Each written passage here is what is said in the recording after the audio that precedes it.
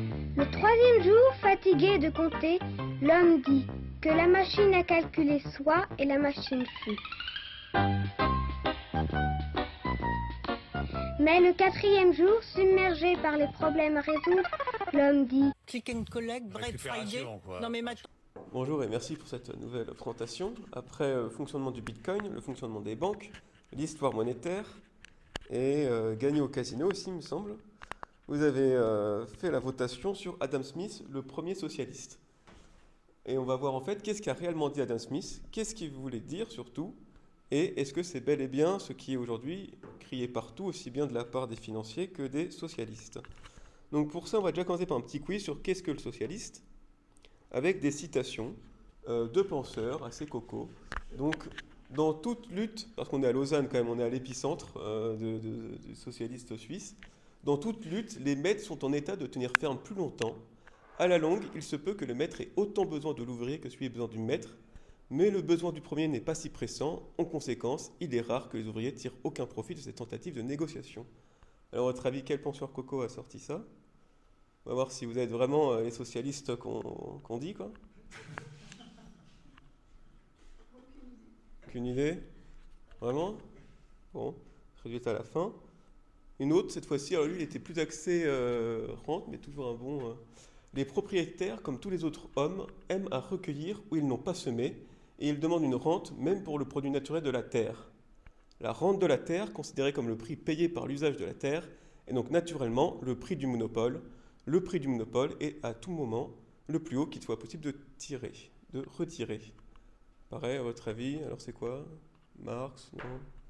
Hegel, non. Personne? Donc vous êtes... il va falloir réviser vos classiques. Et enfin, bon, celui-là, je vous attends un peu plus. Qui est le génie capitaliste qui est derrière? Ce n'est pas de la bienveillance du boucher et du marchand de bière ou du boulanger que nous attendons notre dîner, mais bien du soin qu'ils portent à leurs intérêts.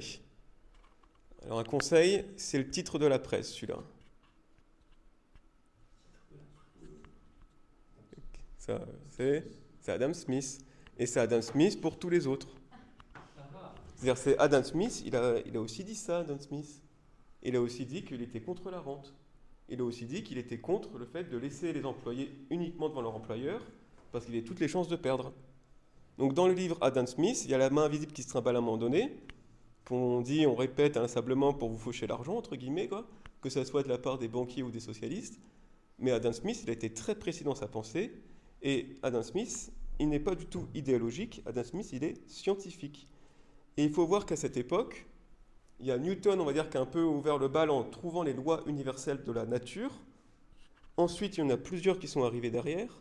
Il y a Carnot, notamment, qui a trouvé les lois universelles de la thermodynamique.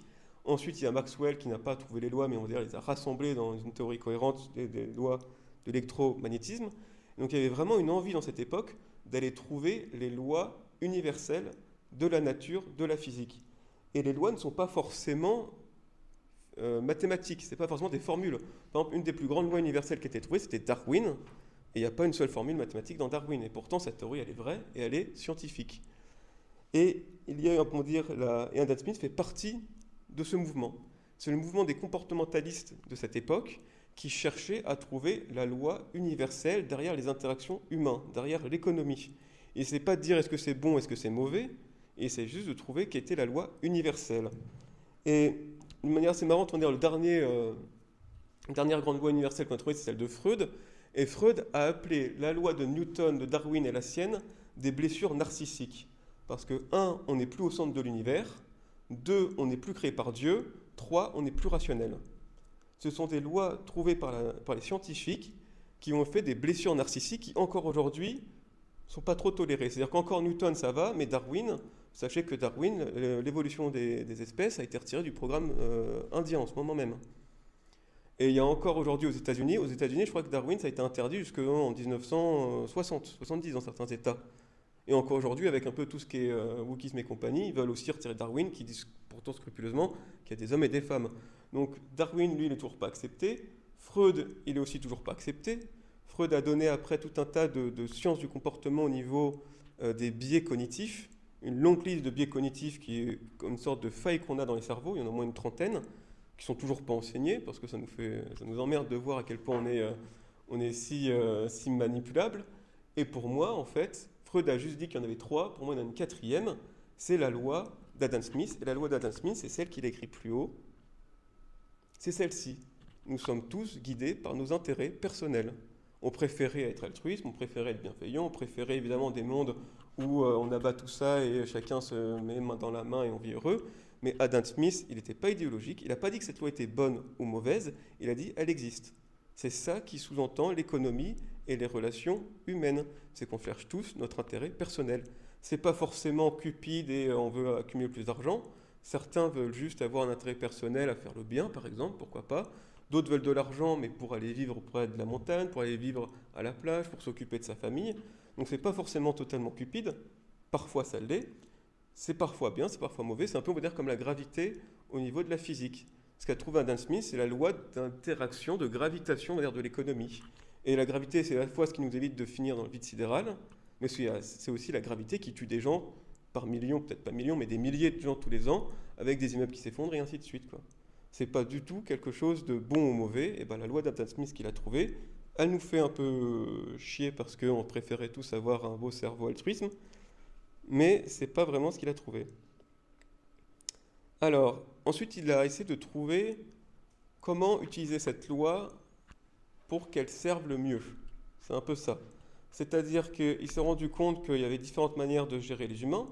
Soit c'est une bonne hiérarchie qui débarque, et en gros, les intérêts d'une minorité sont contre les intérêts de la majorité, et ça tabasse fort pour faire passer ses intérêts contre la majorité.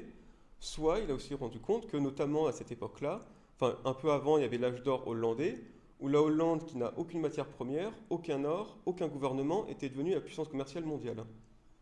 Pareil pour l'Angleterre qui était venue après, et c'était vraiment Adam Smith qui était en plein dedans, où l'Angleterre, qui pourtant n'est pas la région la plus prospère d'un point de vue minier, d'un point de vue richesse et compagnie, qui n'a pas, on va dire, le gouvernement le plus absolu, pourtant c'est cet État qui a fait régner sur toutes les mers son pouvoir commercial, quoi. Et ils se sont rendus compte qu'il y avait mieux que la hiérarchie, qui est pourtant quelque chose où on a tendance à y aller, c'est la loi de l'offre et de la demande. Donc pour ça, c'est très simple, c'est ce graphique-là, c'est-à-dire que en fonction de la quantité et du prix, on va avoir une offre qui va fluctuer. Donc plus le prix coûte cher, plus il y a des usines qui vont ouvrir pour fournir en quantité. Ça, c'est l'offre. Plus le prix coûte cher, plus des gens veulent produire. Et donc l'offre, et on va dire, est directement liée à la quantité. Inversement, c'est la demande, où plus le prix coûte cher, moins il y aura de personnes qui voudront cette quantité. Donc on est encore une fois juste dirigé par nos intérêts personnels. Certains veulent se faire de l'argent. On est tous en contradiction les uns avec les autres parce que votre boulanger aimerait bien vendre sa baguette à 10 € et vous aimeriez bien l'avoir à 10 centimes. Et donc il y a une sorte de concurrence un peu comme ça où chacun essaye d'avoir ses intérêts. Soit c'est de la hiérarchie qui tabasse et dans ce cas il y en a un qui décide pour tout le monde, soit on est dans un marché public avec des prix publics, avec une demande élastique, c'est-à-dire que ça fluctue en fonction du prix et de la quantité. Et là on arrive à un système qui n'est pas trop mauvais, puisqu'en fait, il n'y a pas besoin de violence, il n'y a pas besoin d'imposer ces conditions, et surtout, on est les deux contents, c'est-à-dire qu'il y a un échange mutuel, et on va maximiser l'intérêt, on va dire, de la majorité. Au lieu que ce soit l'intérêt d'une minorité qui est maximisé, c'est l'intérêt de la majorité grâce à l'offre et la demande. C'était ce qu'il avait trouvé en regardant un peu ce qui s'était passé en Hollande ou ce qui s'est passé en Angleterre, mais ce qui est important, et ce qui va être l'ensemble de cette présentation, c'est que cette fameuse offre et demande, cette fameuse main invisible qui se trimballe, elle a des hypothèses. Et si on ne prend pas en compte ces hypothèses, cette fameuse gravité de l'économie, elle peut se faire effondrer l'économie, où on peut tous finir pauvres, quoi. C'est pas juste on laisse les gens faire n'importe quoi et tout va très bien. Il avait remarqué que pour qu'on vive heureux, avec cette fameuse loi universelle, la hiérarchie c'est pas la peine, mais par contre, même avec l'offre et la demande, il y a des hypothèses à respecter. Donc il y a 3 hypothèses à respecter. 1, un marché concurrentiel avec des prix publics. 2, donc ça veut dire qu'on n'y a pas, on va dire, de secret, on évite les secrets, le prix public, et ça donne de l'information aux acteurs économiques pour agir. 2, c'est une demande élastique, et une offre élastique, ça signifie que on peut plus ou moins se passer des quantités, on peut plus ou moins acheter plus, on peut plus ou moins produire plus facilement, quoi. C'est-à-dire que ça s'adapte au prix, ça s'adapte à la demande. Et enfin, une concurrence, ça signifie qu'il n'y a pas le monopole. Et on verra qu'est-ce qui se passe quand ces hypothèses ne sont pas réalisées. Alors oui, après, donc Adam Smith a fait des petits idéologiques, et notamment on s'est rendu compte que l'offre et la demande avaient d'autres aspects que plus maximiser on va dire, l'intérêt de la majorité.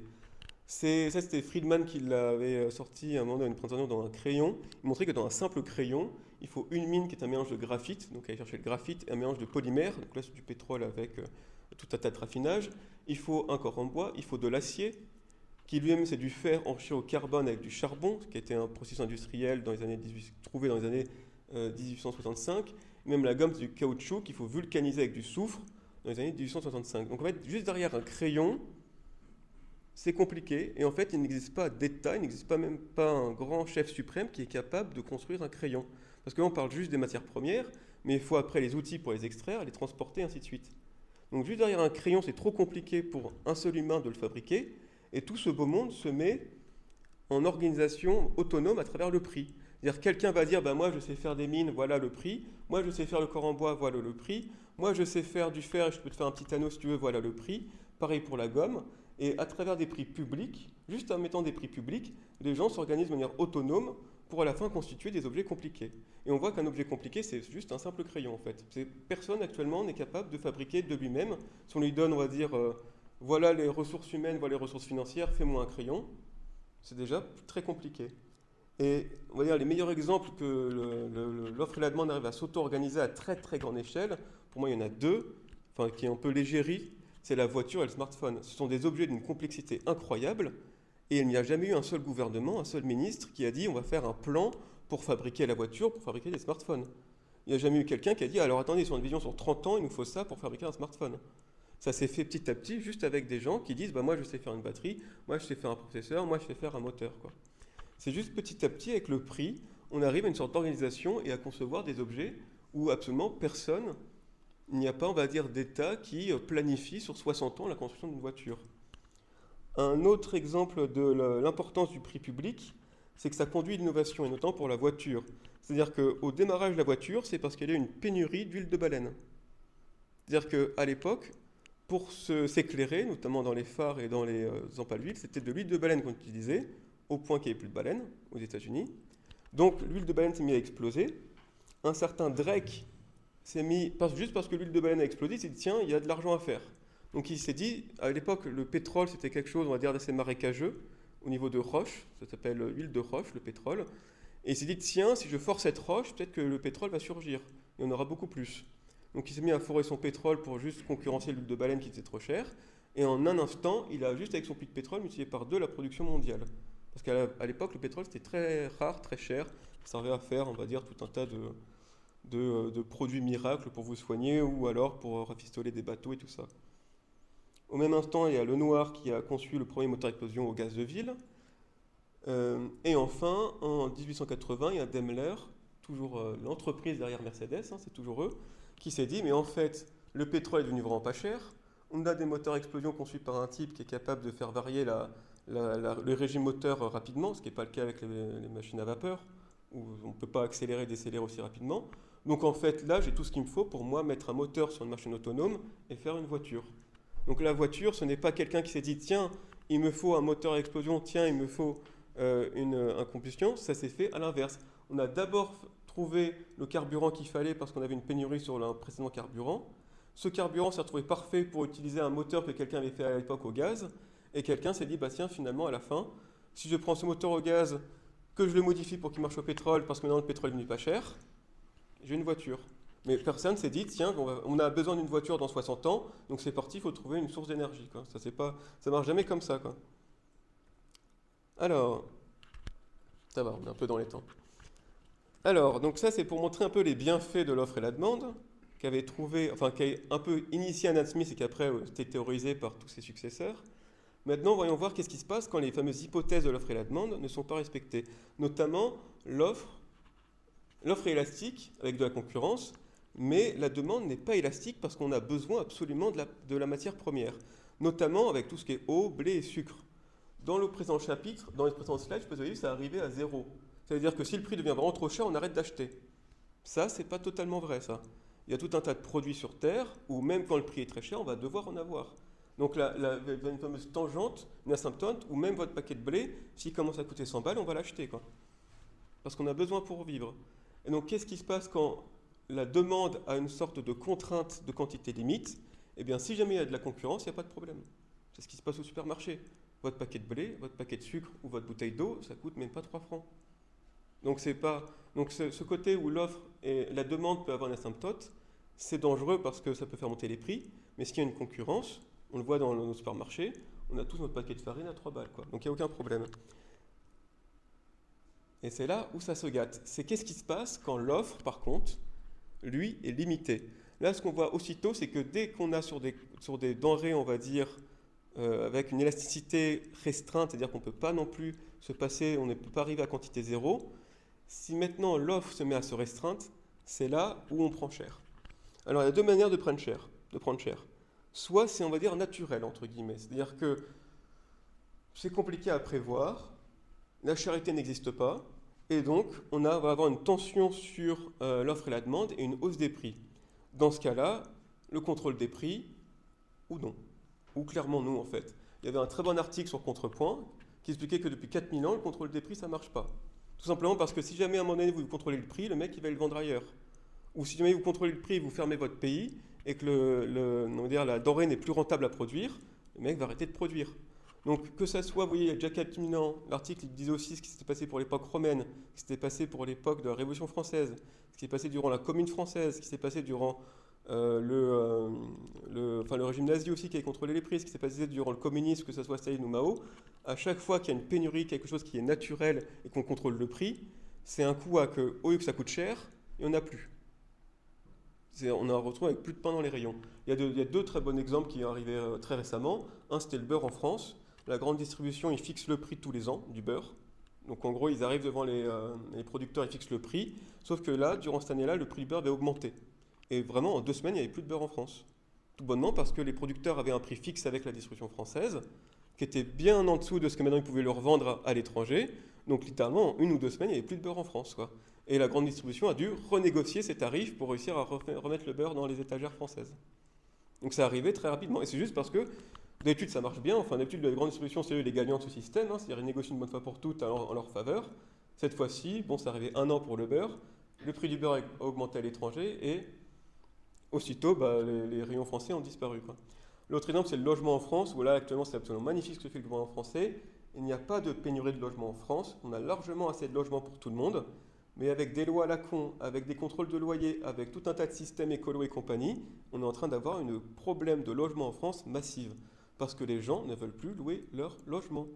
Entre les contrôles des prix, le fait qu'il faut faire des travaux, le fait qu'on devient invendable, le fait qu'il y a des impôts partout, actuellement en France, trouver un logement en location, c'est devenu quasi, pas impossible, mais les prix augmentent. Je pense qu'ils vont bientôt contrôler les prix parce que ça les arrange.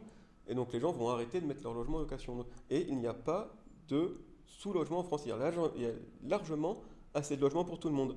Mais c'est des lois d'État qui font une pénurie. Exactement comme Mao avait fait 30 millions de morts de famine alors qu'il n'y avait pas de problème. Enfin, les Chinois ont toujours réussi à se nourrir, mais juste avec des décisions d'État, ça a flingué l'offre et ça a donné 30 millions de morts de faim lors du grand bond de Mao, quoi. Donc il faut faire attention avec le contrôle des prix et généralement laisser le marché. Typiquement les masques, les masques du Covid, oui, il y a une pénurie au début. Il n'y a pas eu de grand plan de construction d'usines et pourtant, 3 mois après, on avait tous des masques. Donc dans la plupart du cas, on va dire le marché, ça va. Le problème, c'est vraiment le monopole en fait. C'est-à-dire que si on laisse faire la concurrence et compagnie, tout va bien, bon, ça revient quand même. Et généralement, l'action de l'État est plus contraire qu'autre chose. Le vrai problème, c'est le monopole. Donc toujours pareil, les personnes sont guidées par leurs intérêts, malheureusement. C'est ça le grand scoop de cette réunion. Et ils vont souvent utiliser l'État ou ils vont utiliser d'autres méthodes pour arriver au monopole. Et là, ce qu'il faut, c'est absolument casser le monopole. C'est-à-dire, il n'y a pas d'autre... là, il ne faut pas attendre que ça se résout, il faut casser le monopole, c'est le rôle de l'État, mais s'assurer qu'il n'y a pas de monopole. Alors, on va voir, il y a plein d'exemples de monopole. Celui qu'on montre en premier pour faire peur au capitalisme, enfin pour faire peur vis-à-vis du capitalisme, c'est le monopole de la Standard Oil. La Standard Oil, c'est le fameux Rockefeller qui, au début du siècle, a commencé par une raffinerie. Il a acquis toutes les raffineries des États-Unis, il contrôlait toutes les raffineries des États-Unis. Il a donc mis en faillite tous les champs de pétrole des États-Unis pour les racheter pas cher, vu qu'il contrôlait toutes les raffineries du pays. Le transport, il n'est pas y allé parce qu'il avait des tellement bons prix qu'il s'est dit à quoi ça sert d'aller racheter le transport. Et après, il a fait pareil, c'est-à-dire qu'il a mis en faillite toutes les stations-service des États-Unis pour les racheter pas cher.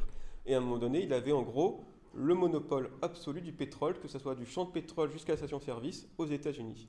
Et c'est ça qu'a donné les lois antitrust aux États-Unis. C'est parce que ce mec avait réussi, par le capitalisme pur, à atteindre un niveau de monopole total sur le pétrole aux États-Unis. Ça, c'est généralement ce qu'on voit dans les livres d'histoire, parce que ça fait peur. C'est 1% du monopole. La plupart du monopole, c'est toujours un truc lié à l'État. Certains y arrivent avec le capitalisme, comme Rockefeller. Je dirais comme Microsoft aussi, qui a quand même réussi à avoir le monopole sur les ordinateurs, sur l'informatique en entreprise et sur les documents, qui à mon sens ont cassé ce monopole sur les documents qui est absolument incroyable, quoi. Microsoft peut interdire d'ouvrir n'importe quel document sur Terre maintenant. C'est pour moi un monopole, je sais pas, qu'il faudrait casser, quoi, tout bonnement. Hein. Mais donc, ça arrive tous les 100 ans, grosso modo, que quelqu'un arrive à avoir le monopole par le capitalisme, quoi. Généralement, c'est pas vraiment comme ça que ça marche, c'est plutôt on va voir l'État. Voici par exemple ici la licence d'une taxi à Paris. Donc vous voyez que pour devenir taxi à Paris, il faut débourser 250 000 € pour avoir sa licence.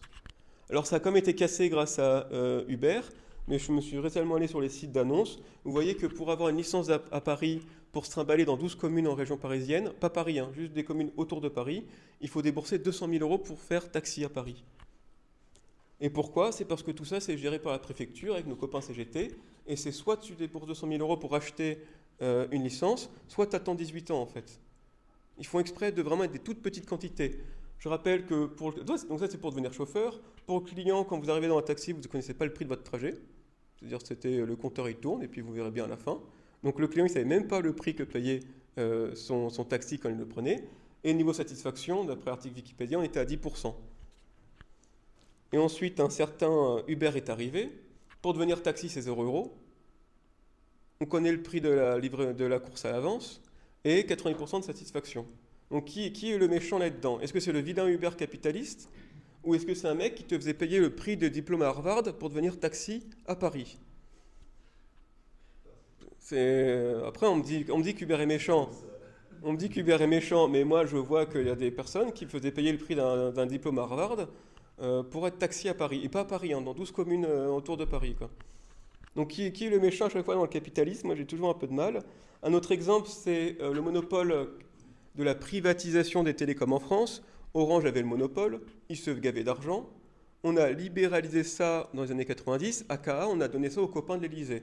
Donc il y a 3 personnes là, SFR et Bouygues, des bons copains de l'Élysée, on est entre nous. Ils se sont chacun partagé le machin. Ils se mettaient d'accord sur les prix.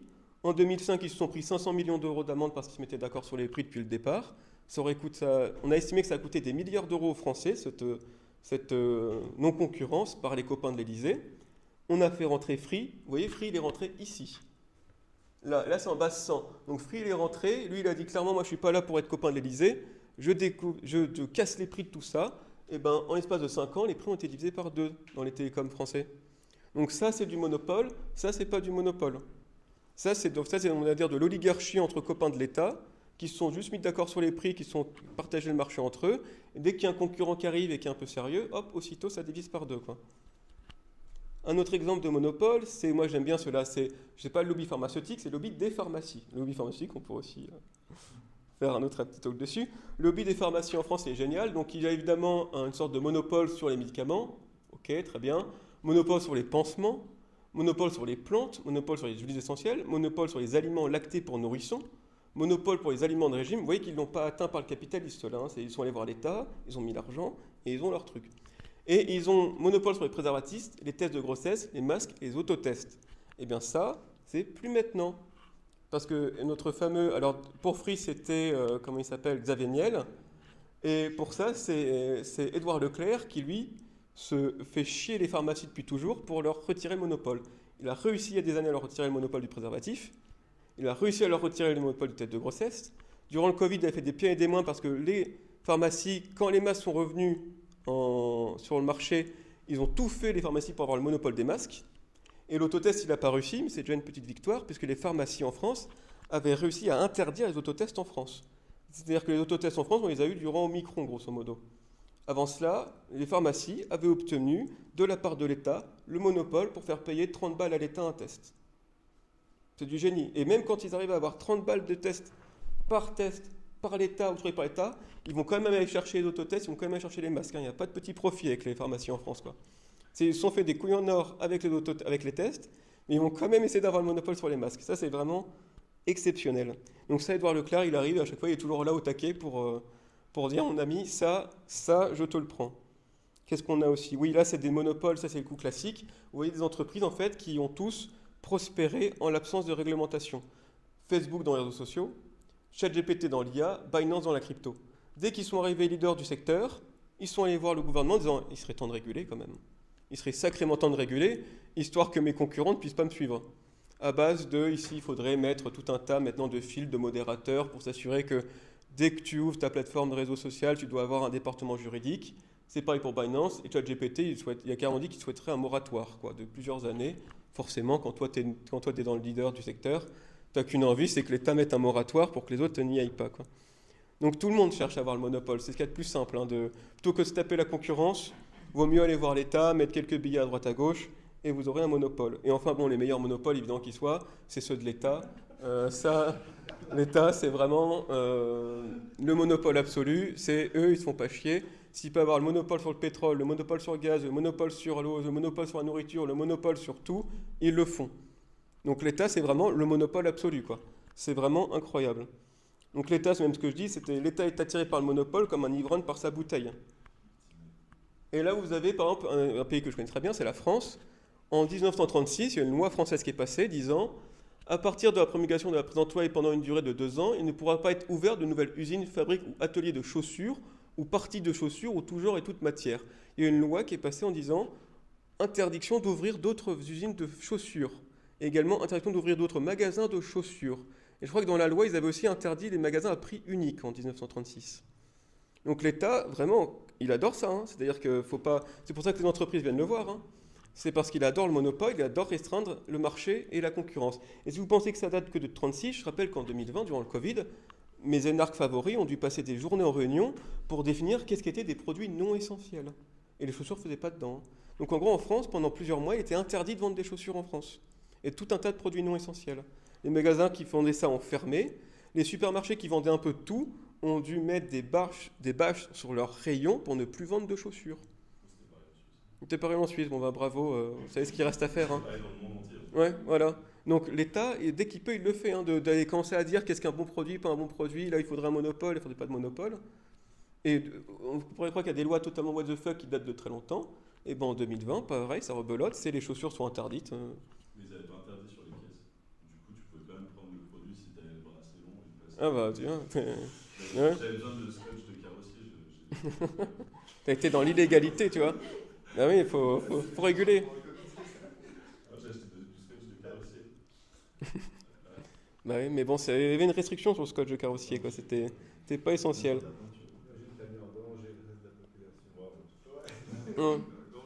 Donc, vous voyez que le monopole, de temps en temps, c'est le capitaliste. La plupart du temps, c'est du copain de l'État qui vient pour se partager un bon gâteau. Parfois, c'est l'État lui-même qui prend le gâteau. Et parfois, c'est carrément des États eux-mêmes qui se prennent le gâteau. L'OPEP, c'est littéralement un cartel. L'OPEP, à l'époque, c'était nous, occidentaux, qui allons dans les pays produire notre propre pétrole à prix coûtant. Donc, on était contents. À un moment donné, ils ont dit tout ça, ça s'arrête. Parce que typiquement, le gouvernement américain se faisait plus d'argent sur le pétrole saoudien que le gouvernement saoudien. Donc ils ont dit il faut que ça s'arrête, tout ça. Ils ont fait les révolutions qu'il fallait pour nous dégager. Ils ont créé l'OPEP. Et l'OPEP a qu'un seul but, c'est de faire un cartel sur le pétrole afin que le prix du pétrole ne passe jamais en dessous. Donc là, on voit un peu les décisions de l'OPEP pour faire grimper le prix du pétrole, mis à part celle-ci, où là, ils ont vraiment voulu faire descendre le prix du pétrole parce que c'était là où le gaz de schiste et le pétrole de schiste américain a débarqué. Ça a fait plonger le pétrole. Et ils ont voulu plonger le pétrole à des prix tellement bas pour mettre en faillite le pétrole de schiste américain. Sauf qu'ils ont oublié que l'Amérique, c'est eux qui ont la planche à billets, donc ils ont tout subventionné. Et en fait, c'est le Venezuela qui a fait faillite, donc ils ont dû arrêter. Donc ils ont voulu mettre en faillite les Américains, et en fin de compte, c'est le Venezuela qui a fini en faillite. Et les autres pays de l'exportateur de pétrole ont vu aussi qu'ils allaient bientôt avoir des révolutions chez eux parce qu'ils n'avaient plus les recettes fiscales calées, Donc ils ont tenté de faire couler le gaz, le pétrole de schiste américain en plongeant les prix, histoire qu'ils soient sous la rentabilité américaine. Et en fin de compte, les Américains, ils ont juste fait plus de dettes, il n'y a pas de problème pour eux. Et c'est eux-mêmes qui ont failli y passer. Bon, mais donc ça c'est un peu, l'OPEP, c'est un monopole mondial du pétrole fait entre États. Fait avec en gros les pays producteurs. Donc en gros, c'est tout le Moyen-Orient, plus le Venezuela, et il y a l'OPEP+, qui comprend aussi la Russie, quoi. Et ils ont comme seul but de faire qu'on ne paye plus jamais notre pétrole en dessous de 30 centimes le litre, quoi. C'est leur seul objectif, et ils y arrivent plutôt bien. Donc voilà, donc le monopole, des fois, c'est vraiment ce que disait même Adam Smith, le pire dans cette histoire, c'est le monopole. C'est pas la concurrence libre, c'est pas le marché libre, c'est pas l'offre et la demande. Vraiment, le gros problème qui arrive, c'est quand on a le monopole. C'est ça qu'il faut absolument casser et tout faire pour casser. De temps en temps, un mec capitaliste surdoué y arrive, mais la plupart du temps, c'est du copinage d'État, voire l'État lui-même, parce que c'est extrêmement compliqué, hein. C'est-à-dire, dans le capitalisme, vous avez toujours un mec qui va vouloir vous faire la concurrence, hein. Et encore plus dans un système mondialisé comme aujourd'hui, hein. C'est-à-dire, on a déjà du mal à des fois faire respecter des brevets pour qu'un Chinois ne vienne pas vous prendre votre idée et la copier moins cher. Donc le meilleur moyen pour avoir le monopole, c'est pas de travailler dur dans le capitalisme, c'est plutôt d'aller voir l'État et de dire on fait 50-50. Alors là on a vu, le marché marche quand même plutôt bien, hein. C'est grâce à ça qu'on ne finit pas tous esclaves actuellement. C'est-à-dire grâce à ça qu'on a des paquets de pâtes à 3 francs, des paquets de blé à 3 francs, qu'on a aujourd'hui des autos, des machins, des trucs incroyables, des smartphones dans la poche. Il faut juste vérifier une seule chose, c'est qu'il n'y a pas de monopole. C'est grosso modo un peu la règle. Il faut faire attention qu'il n'y ait pas de monopole. Maintenant, il y a aussi des endroits où le marché marche tout simplement pas, ou très mal. Donc on va voir tout ça. Donc c'est pas l'Eldorado, hein, c'est pas, on va dire, les gens de Davos qui vous disent « T'inquiète pas, on va laisser mes entreprises copains faire le travail et tout va bien se passer ». Non, il y a des fois, ça marche tout bonnement pas. Typiquement le régalien, parce que ce n'est pas rentable. Et on ne cherche pas à que la police, l'armée, la justice soit rentable. Il n'est pas question d'avoir de rentabilité dans ce secteur. Donc laisser ça au marché, c'est très bizarre. Il y a pas, je ne comprends pas. Il y en a, ils le font, mais non, il y a pas, ça n'a pas pour but d'être rentable. C'est pas pour autant qu'il faut crouler sous des fonctionnaires pleins, non. Il faut limiter le nombre de fonctionnaires. Il faut être conscient que oui, on ne leur demande pas d'être rentable à ces fonctionnaires, quoi. Donc ça, si c'est pas rentable, c'est pas dans le marché. Et ça sert à rien d'essayer de, je sais pas, de privatiser des trucs à droite à gauche. Enfin bon, c'est assez bizarre. L'autre chose qui est vraiment assez incroyable, c'est la santé urgente. Parce que là, si on reprend l'offre et la demande, quand vous arrivez à l'hôpital et qu'il vous faut une opération cardiaque, elle est comme ça en fait, l'offre et la demande. C'est-à-dire que vous avez besoin d'une opération cardiaque, il y a une seule personne pour vous le faire. C'est l'hôpital dans lequel vous êtes. Donc si là vous dites on va laisser la loi universelle d'Adam Smith gérer le problème, le prix en fait il peut monter comme aux États-Unis, hein, c'est ce qui se passe. Il n'y a pas d'élasticité. Mais il faut voir qu'il n'y a pas d'élasticité dans les deux sens. C'est-à-dire vous, c'est ça tout de suite maintenant, vous n'êtes pas à dire bah, je vais attendre un peu la semaine prochaine peut-être ou je sais pas quoi. Mais il faut voir aussi que si on peut, là on peut à peu près réguler parce que la perte de gens ne peut pas vraiment faire d'hôpitaux clandestins, c'est-à-dire qu'il n'y aura pas de marché noir d'opérations cardiaques, quoi. Et surtout, mine de rien, la personne aussi, si elle ne vous donne pas cette opération cardiaque à vous, elle ne va pas le donner à un mec dans la rue, quoi. Mais par contre, le privé, tu le prends en compte là, parce que ben, dans le privé, c'est quand même prioritaire. Ben, on peut, voilà, ça va être la slide suivante. Il y a des fois, on sait pas trop, il y a des fois, c'est public ou privé, ça marche ou ne marche pas. La santé, c'est ça. Voir que la santé, elle n'est pas du tout dans l'offre et la demande, quoi. C'est OK pour ton aspartame et compagnie, ça marche. OK pour les préservatifs, ça marche. Mais typiquement, vous avez une opération urgente et compagnie, là, il ne faut pas non plus être trop naïf, quoi. Parce que l'offre et la demande, elle ne marche pas. Mais c'est un des rares cas où on peut à peu près réguler. Typiquement, imaginons que, par exemple, pour le pétrole, il se met à valoir 5 euros le baril, 5 francs le baril. Que mon État français dise, non, chez nous, il vaudra 2. Et on met la règle, il vaut 2. Vous pouvez être sûr qu'il y aura des marchés noirs qui vont avoir lieu, comme quoi les gens vont prendre du pétrole à 2 euros en France et le vendre à 3 euros en Suisse. Donc il y a tout un tas de trucs où si vous contrôlez les prix, vous ne pouvez pas. Mais la santé, en soi, bah, le mec, il va pas refourguer son opération cardiaque au mec, à quelqu'un d'autre. Il ne va pas pouvoir faire des cliniques noires, enfin des commerces au black d'opérations dans des caves à Lausanne, quoi.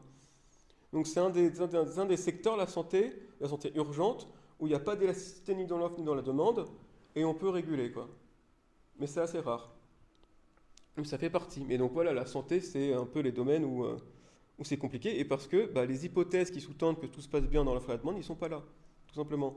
Et enfin, pour finir, il y a, on va dire, tout ce qui est infrastructure réseau, où alors là, la règle, c'est qu'il n'y a pas de règle, en fait. C'est que là, ça peut être public, ça peut être privé, ça peut marcher comme pas marcher, il y a plein d'exemples. Donc les taxis à Paris, bon, vous voyez, il vaut mieux aller à Harvard. Free, il est arrivé, il a bien marché, lui, dans le privé, alors que les autres n'ont pas bien marché. Dans l'énergie, il y a EDF qui est un monopole d'État total, hein. Vraiment, le EDF français, c'est lui qui allait chercher l'uranium au Niger,